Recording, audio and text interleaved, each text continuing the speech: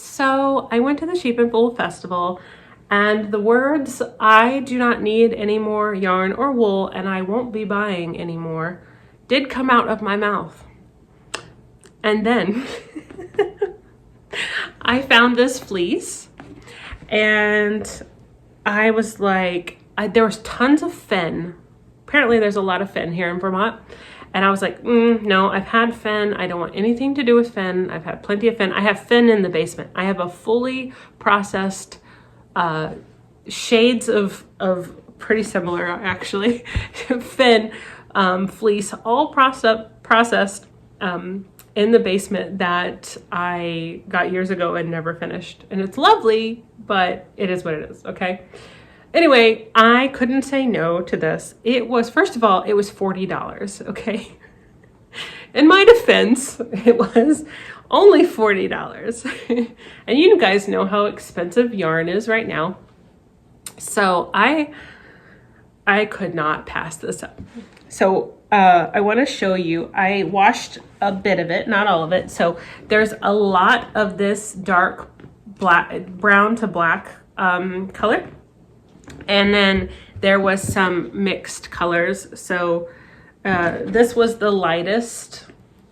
And then I've got kind of a medium that's, I started combing. And then more of a darker color. And so I kind of separated the colors. That's typically what I do, is separate the colors and kind of blend them until I get one cohesive color. Because I feel like that is such a nice way to have things for project that doesn't, I like sometimes having things that scream, this is hand spun, but sometimes I don't, right? And I think this screams hand spun, and this just looks like a nice yarn. Both are great, just sometimes you want one or the other. So I did do this for fun. It's kind of a mash. I sometimes grabbed a light color, you know, locks from the fleece that were light, locks that were dark, locks that were in between, or kind of like skunk with stripes. And I just kind of went with a random approach to that. And this is how it came out. This is, I think, like in the DK to worsted range, I think. So you can see my marled yarn. I have no idea what I'm going to make with it, but I just really fell in love with it. So, okay, what is it? It is a cross, and it's such a lovely cross. It is dairy sheep. It is East Frisian and fen. And the name sounded so familiar to me, the name of the farm. I don't think I have her card or the paperwork that came with the fleece right now. But the name of her farm sounded familiar to me, and it just so happens that I've talked to her before, and I got pictures. I messaged her, and I got pictures of the sheep that this wool came from. So I can share that with you guys. I think her name is Dottie, the sheep. So I've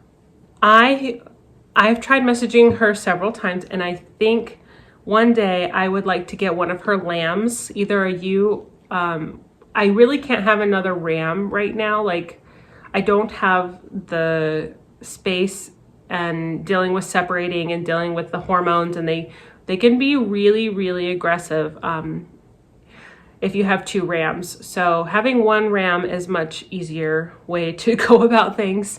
And so all my lambs are Shetland dairy sheep crosses right now. Excuse me.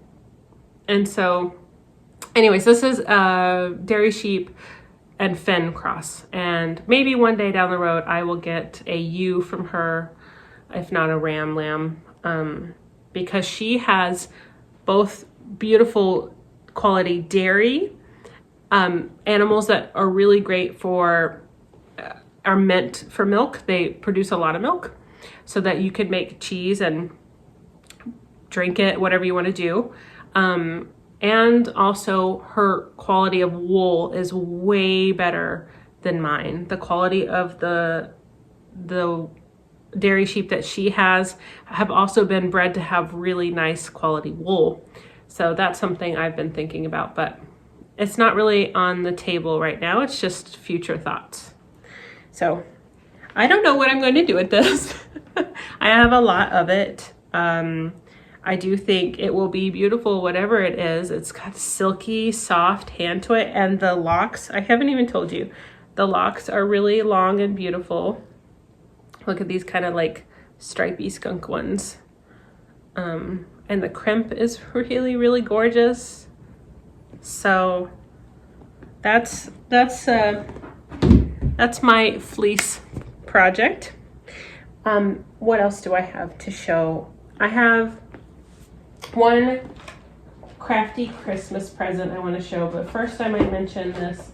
I have a stamp kit that I got to share with my son. That was really fun, and I'll just share a few of those.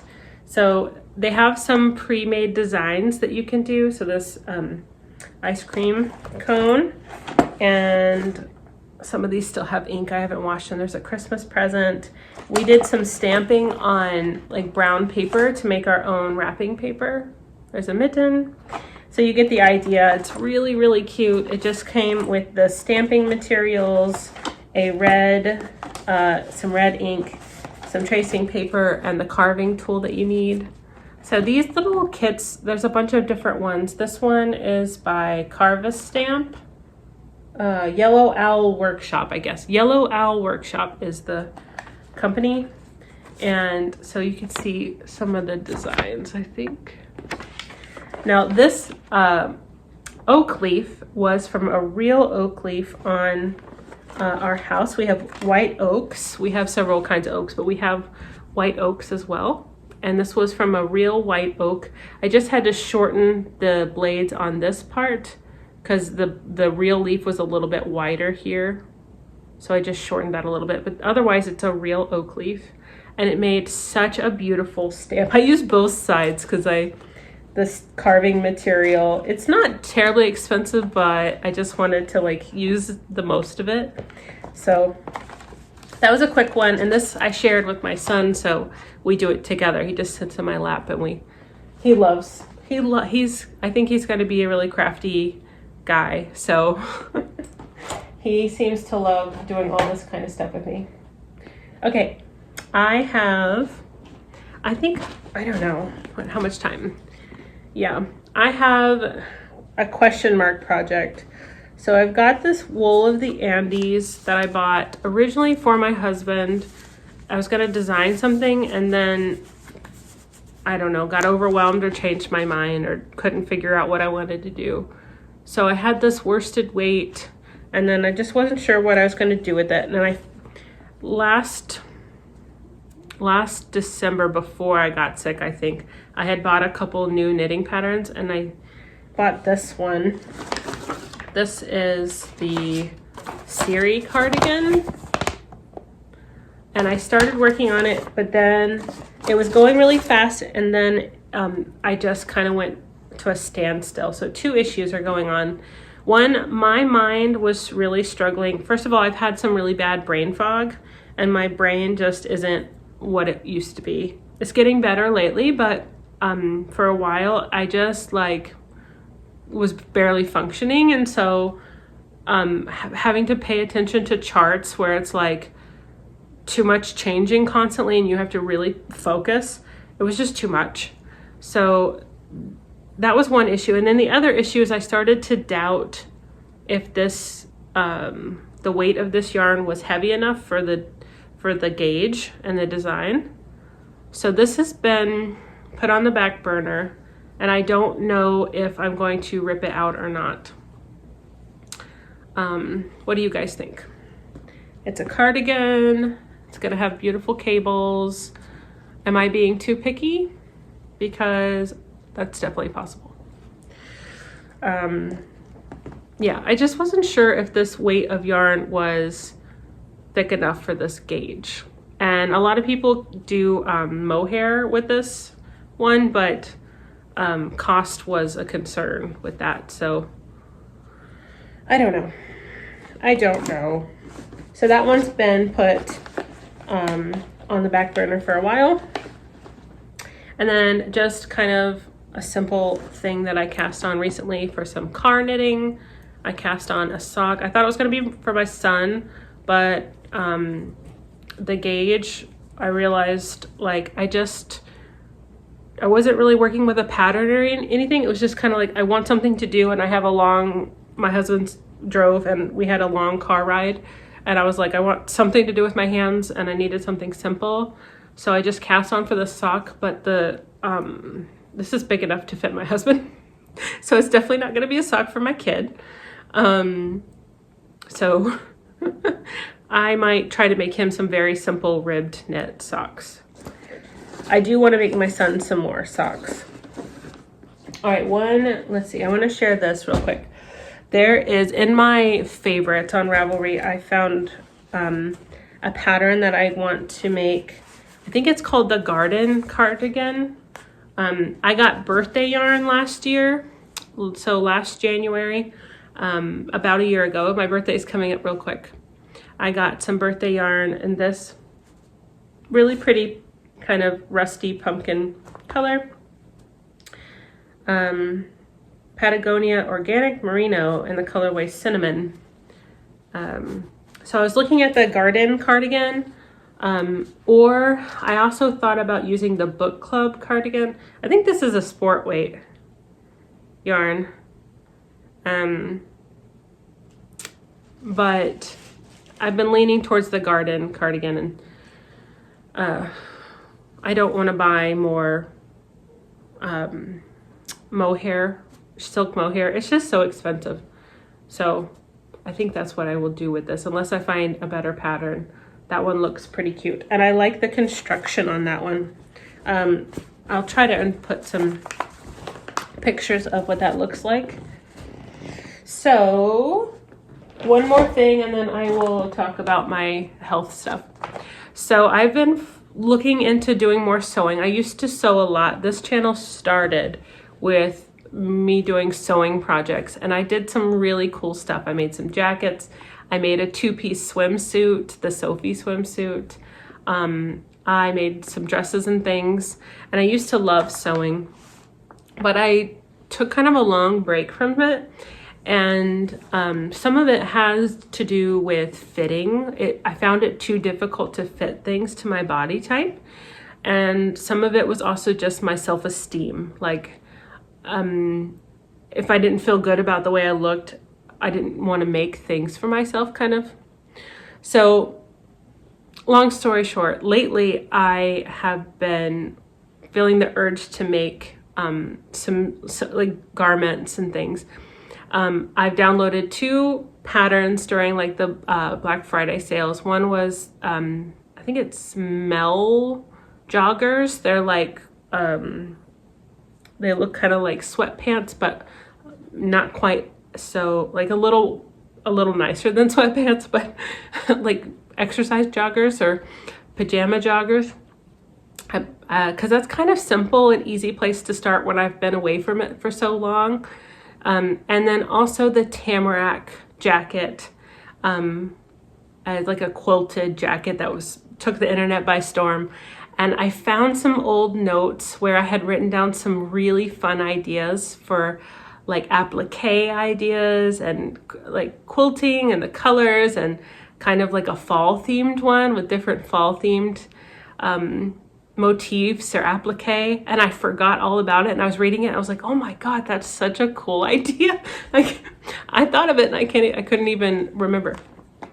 So I've been watching some sewing videos here on YouTube, and Seamwork has been really fun to watch. I can't remember her name. She's the owner of Seamwork, and she has some really fun videos about like planning wardrobe for fall or winter and stuff like that. And she mentioned in her fall wardrobe plans, and she shows all the things she sewed for the fall. Now, in her videos, you're seeing her designs, like the company. So all of the fall and winter or whatever spring, they're doing are all using her designs because that's what they're trying to sell, which is fine. But it's, it's really inspirational. It's cool to watch. She also she knit a sweater. I think it was a petite knit like a striped one, and it looked gorgeous on her.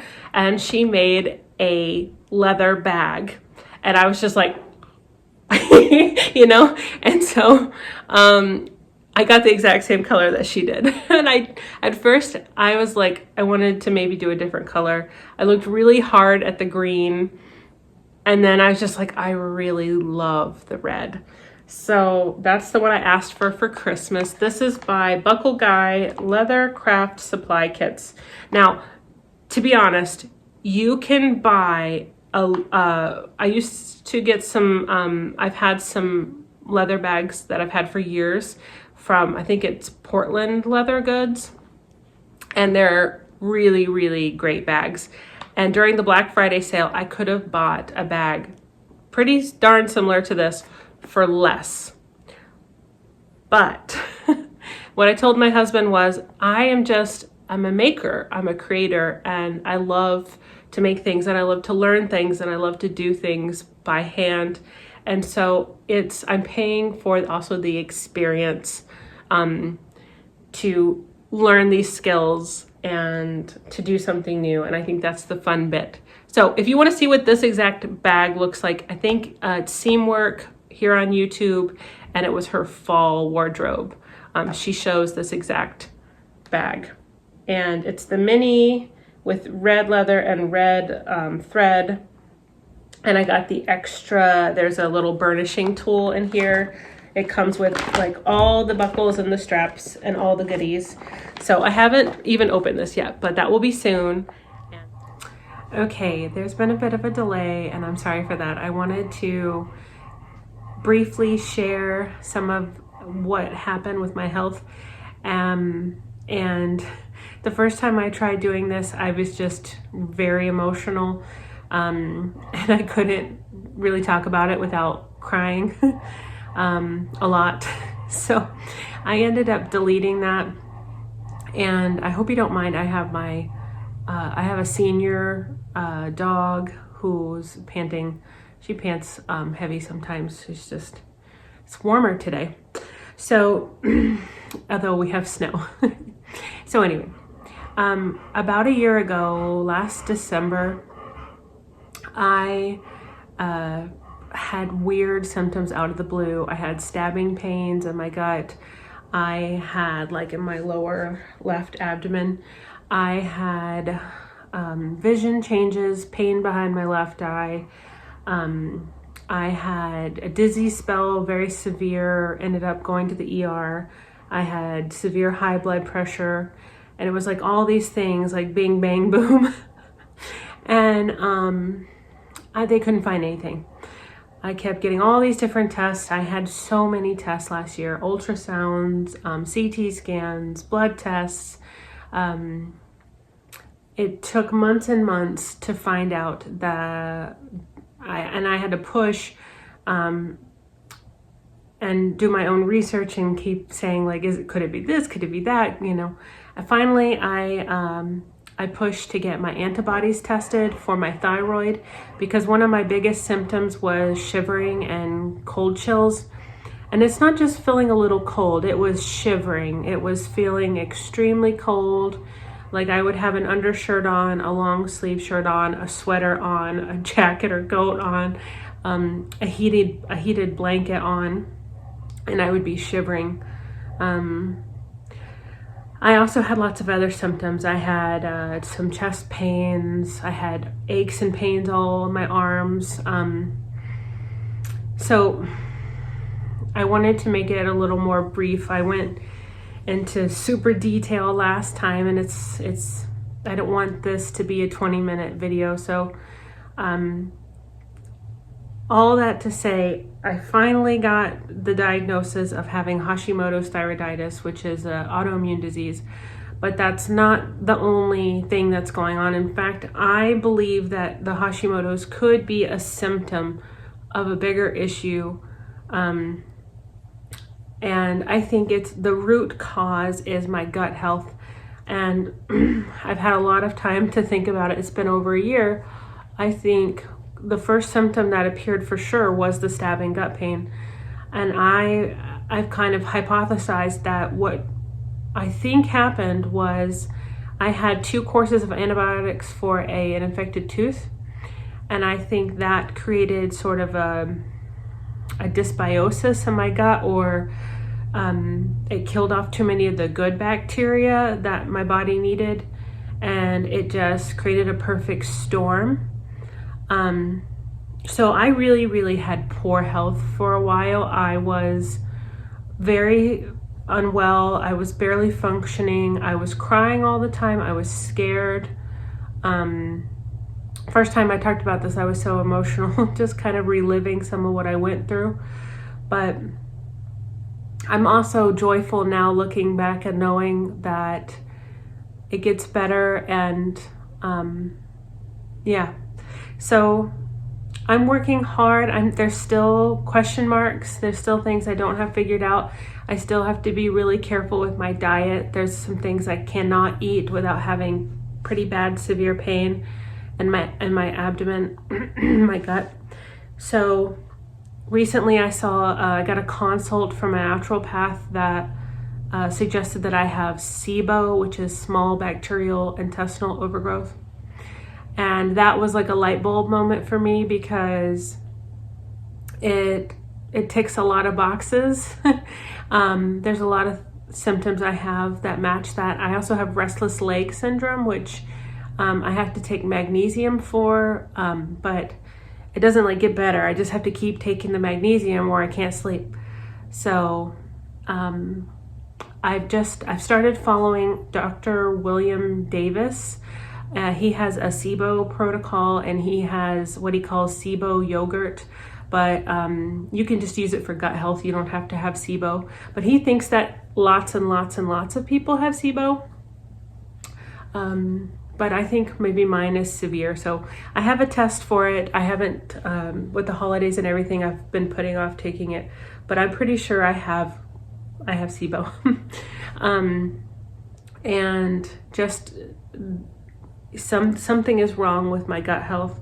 And I think that is causing all of the issues, because the more I've learned, your immune system rather is created or lives in your gut. And there's a lot of people who have had success healing autoimmune diseases and other things by using different protocols. One of them is the GAPS diet. And I've watched, I think her name is 3 Rivers Homestead here on YouTube. She had different autoimmune disease. She had Crohn's disease, or has, but she's had it in remission for so long, and she used the GAPS diet, and that's by Dr. Natasha Campbell McBride. I have her book. I've been implementing some of it. I haven't done the full protocol, and now I'm looking into the SIBO yogurt or fermented yogurts. I'm also trying to make my own kefir at home, which I'm not used to the taste. The store-bought stuff doesn't taste anything like the homemade stuff. It's totally different flavor. But I'm also eating a lot of sauerkraut and kimchi, and I'm just trying to do all the things. So things have gotten better. I've been able to improve my thyroid health. I ended up having to come off of my medication because I had too much thyroid hormone, and I was having hot flashes, which were caused by, and other symptoms that were caused by my thyroid was starting to function more on its own, and I was needing the medicine less. It's definitely not a like menopause or change of life. I'm not there yet. It's definitely the thyroid that was causing that, because I got that comment all the time. It drives me crazy. Even my own aunt, I'm like, I'm 35. It's not the change of life. So anyway, it was most definitely my thyroid. I had sky high, I don't know what the highest number is, but I had very high antibodies for my thyroid. They've come down a lot. I'm so happy about that. But I have to be really careful. I have to eat really carefully. I've cut out some foods. Gluten is the number one that I've cut out. And I know that I have to heal my gut in order to resolve this issue. And I'm hoping that I can really put it in remission if I'm able to achieve that. So that's my goal. That's what I'm fighting for. And I'm very happy to be here sharing. It's not fully a success story, but I'm on the path, and I hope to one day be able to say that I put this into remission. So that's all I have to share for now. I hope to see you guys soon. I've been working on some new stuff. I've been doing some more designing, and I've just really been so happy to have this creative spark rekindled. So I'll see you guys soon. Bye.